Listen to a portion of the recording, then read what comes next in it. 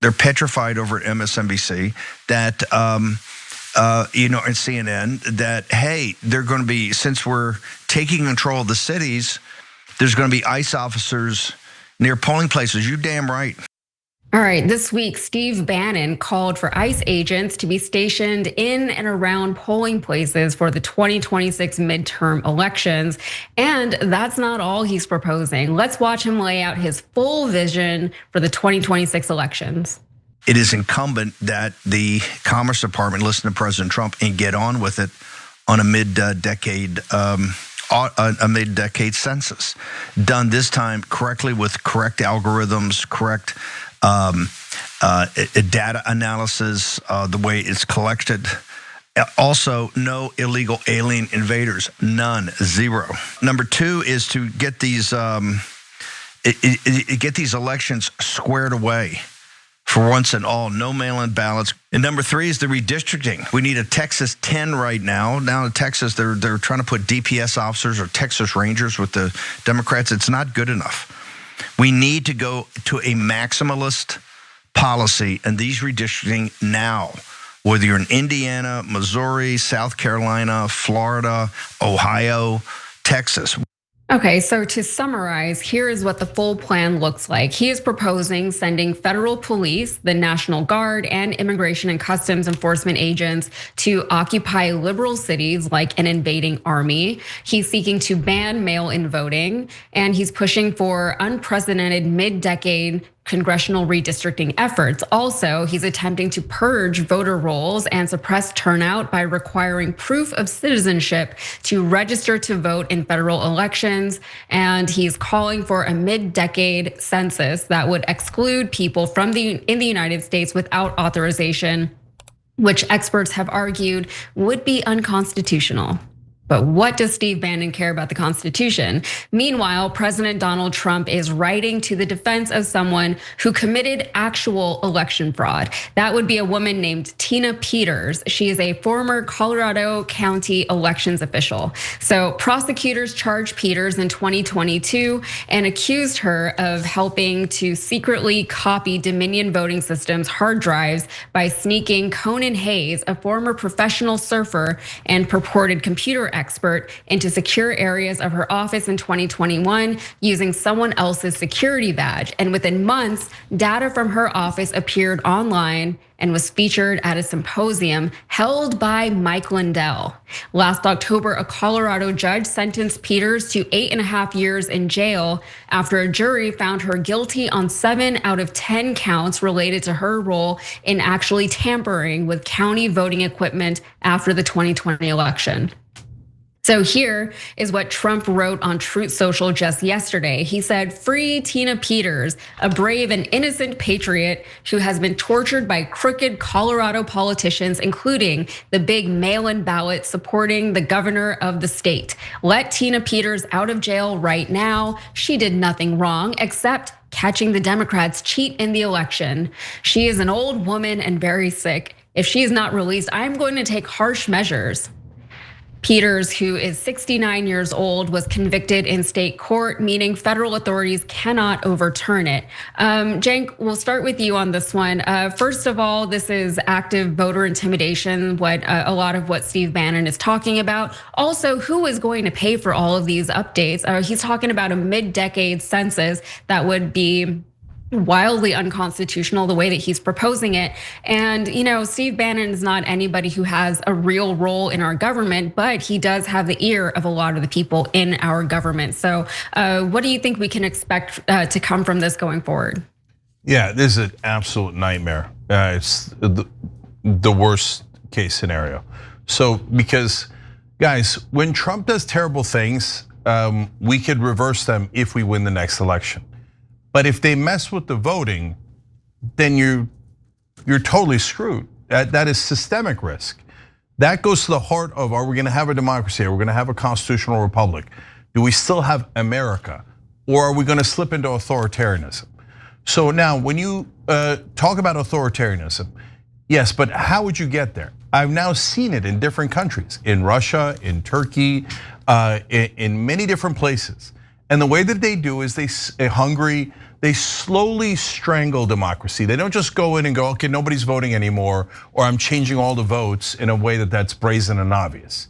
What they do is things like this. All of a sudden, there's the military in the streets.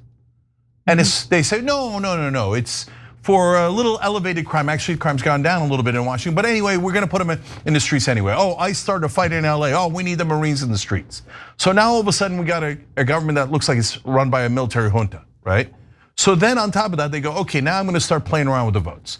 Mail-in voting. Well, we think that disadvantages Republicans, so we're gonna cancel it. Why? If there was like huge voter fraud, and it was connected to mail-in voting, of course I'd hear them out on it. I hate voter fraud. I don't want a single case of voter fraud.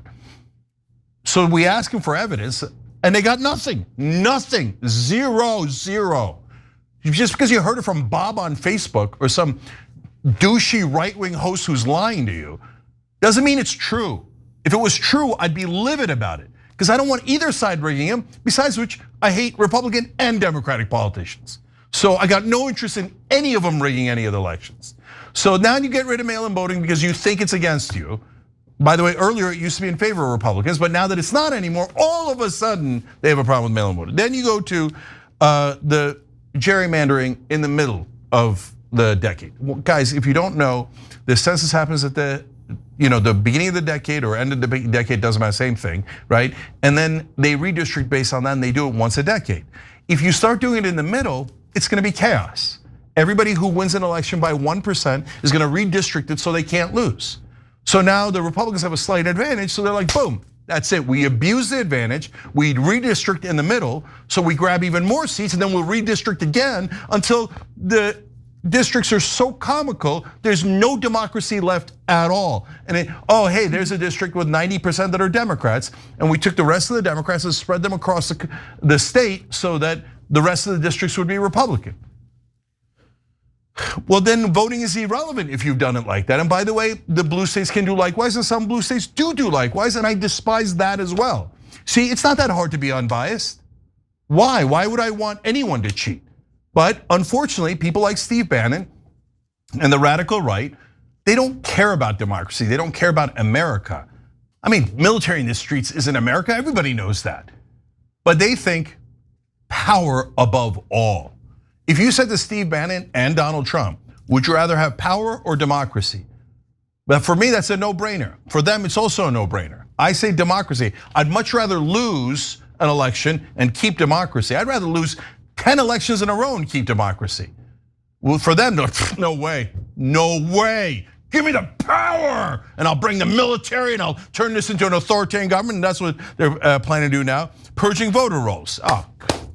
Okay, look, voter ID is debatable. Proof of citizenship, trying to make it as hard as possible. Then what do? You selectively apply it.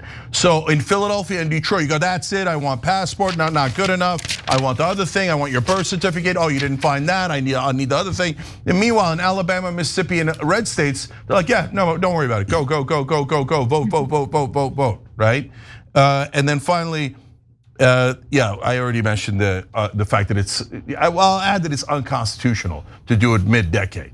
But they don't care about the Constitution. So sometimes there'll be things that I agree with right-wingers on, right? So Charlie Kirk's been despicable lately, but I agree with him that we shouldn't let private equity, or he agrees with us that we shouldn't let private equity buy homes because it raises housing prices. Steve Bannon is against the tech bro donors theoretically.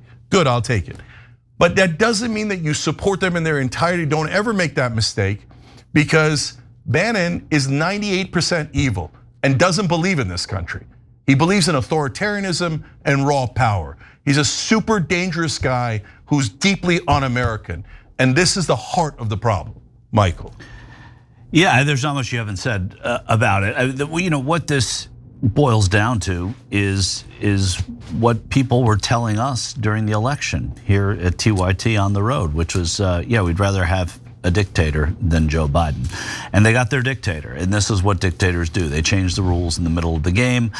They have people out there as their spokespeople. They mess with the media, and that mess with the media. And Steve Bannon is one of those, right? Steve Bannon is one of these people who's been talking in this way since before Donald Trump was reelected. And he even wasn't sure that Donald Trump was the right person because he wasn't sure that he would go far enough. This is a madman, and these are sort of madman principles. And the notion in America, we don't have military in the streets, but when you look at some of the sort of most disturbing images of the civil rights movement, or anyway, some of the disturbing images of the civil rights movement, it was police in front of voting and polling places. It went into Mississippi and Alabama, as Cenk mentioned. And his whole thing is make America great again. This is what they thought was great. The question is answered. The elusive question, when was America great? America was great when everybody was oppressed who wasn't part of the entitled and part of the elite, but not the educational elite, which is part of why Steve Bannon doesn't like the tech world, because they are part of the educational elite at the same time. It is a disaster what this could bring. And again, like what Democrats do a lot of the time is they bring a knife to a gunfight. And I have to say that as distasteful as it is, and being in a state where 2 times you saw the notion of a bipartisan commission on redistricting approved by voters, to have the governor of that state say, well, we have to override that because of what's going on there, what's going on in Texas, that's encouraging. And Bannon saying they got to do it in Missouri and Indiana and Florida and Ohio and all those other places, not as easy to do right now, but still doable. And these are the things that have to be pushed back on, but it has to be done. It has to be done because they're going to do it if people like Gavin Newsom don't fight back against it. Yeah, as before you go, my last word on this is, look, if you're worried about voter fraud, why would you want to let Tina Peters out of jail? She literally messed with a voting machine.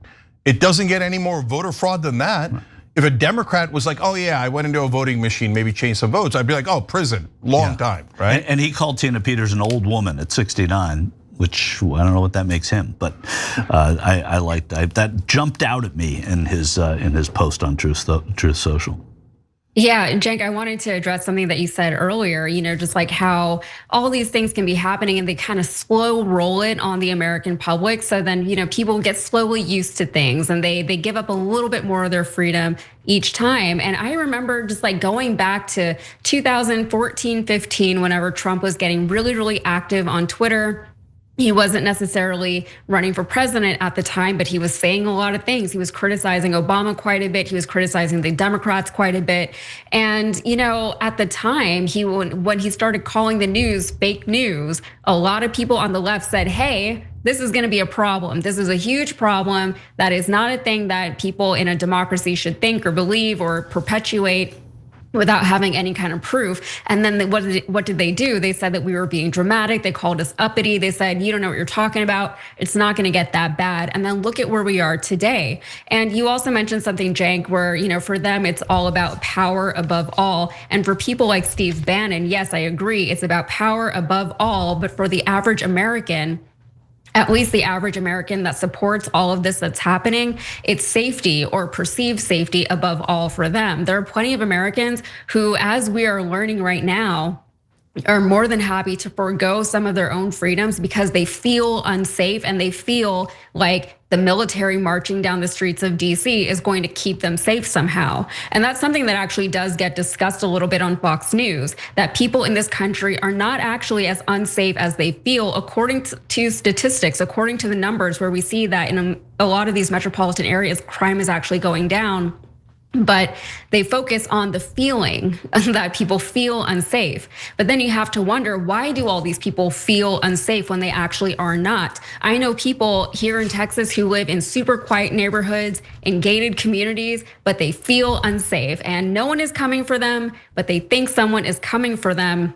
because Fox News tells them all day long that there are gang members and terrorists and rapists just outside of those gates. And so I think that's really how we get to the point that we're at today, where the military is marching in our streets and the people have not risen up against it in any kind of real way. And at this point, it almost feels like, what can we do? Because we're already here. Yeah, I mean, okay, you're forcing me to say one last thing. Look, guys, another thing I'm worried about this story is, I know when those independent podcasters who I think are critical in the next election are going to turn, right? And I've done some pretty spectacular predictions on that, on Israel, on Epstein files, etc. On this one, I'm super worried because they love voter ID. Then they're going to pretend that everything is voter ID. I like that Rogan at least was like no military in the streets. Tim Dillon was no military in the streets, so that's positive. I've got hope there, right? But on the voter purges and the voter suppression, I'm super worried about it. And look, whether crime is real, how much you should be worried about it is open to question. But even if you're super worried about crime and you believe that it's legitimate, and I, for the people in the cities that are worried about crime, I think it's legitimate, okay? But the military is not the option. They literally can't do policing. It doesn't make any sense. If you said, hey, hire more police, that's a debate worth having, right? And there's nothing wrong with that debate. Saying, let's bring in the Marines or the National Guard so we look like a banana republic. No, that's not a rational debate. So we're gonna need that center to hold, and on half of this really important stuff, I'm super worried about whether they're gonna hold or not. So look, for my part, for whatever it's worth, I will continue to do what I've been doing, which is not just this show, but go on every other show and talk about this issue. Because if they start messing around with the voting, then we're screwed. Then it's not a matter of Democrats being screwed, it's a matter of the country being screwed and America losing its democracy, and we can't have it. Every time you ring the bell below, an angel gets his wings. Totally not true, but it does keep you updated on our live shows.